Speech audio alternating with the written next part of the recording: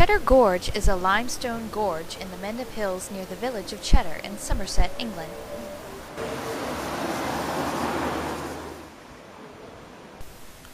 Cheddar Gorge, including the caves and other attractions, has become a tourist destination.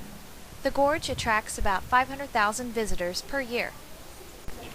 The gorge is the site of Gough's caves, where Britain's oldest complete human skeleton, called Cheddar Man, was found back in 1903. His remains are estimated to be around 9,000 years old. This here is a replica.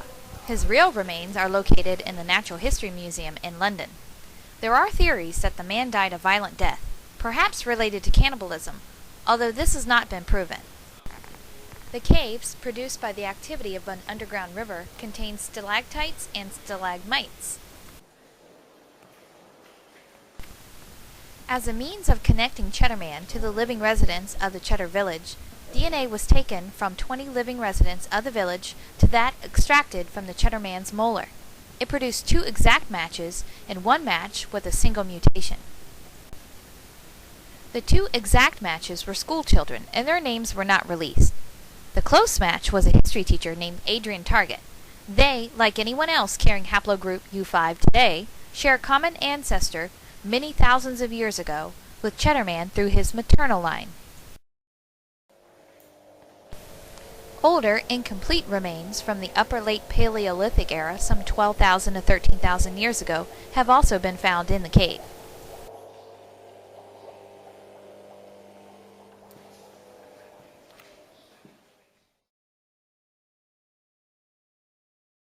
I mean, he's about 7,000 BC, so he's Upper Paleolithic, which means the hunter-gatherers, which is a sort of term that it's very difficult to get your head round these days, but it means that there's no farming, they live off the land, and there's only a certain carrying capacity, it's called, of the land. It'll only support so many people, and it'll only support so many people for certain times of the year. So invariably, Upper Paleolithic people are nomadic. They move about as berries ripen, plants mature, animals move about grazing, so they move with them. And of course what that means is that they don't actually see other groups very often.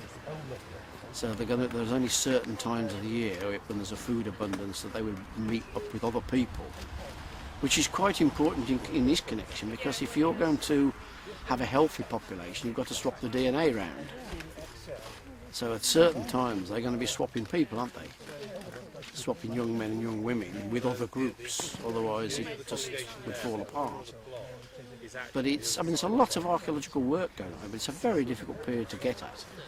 And of course most of what they use are stone tools, or probably wooden tools, but they don't survive in our climate. So you've got to imagine half of what they got are flint, stone, knives, axes, stuff like that, and the other half are going to be stuff made out of leather, fur-lined stuff, wooden sticks, wooden poles, that sort of thing. So it's very difficult. I mean, there are groups in the world today that live like that, just about. And they're the nearest we can get, really.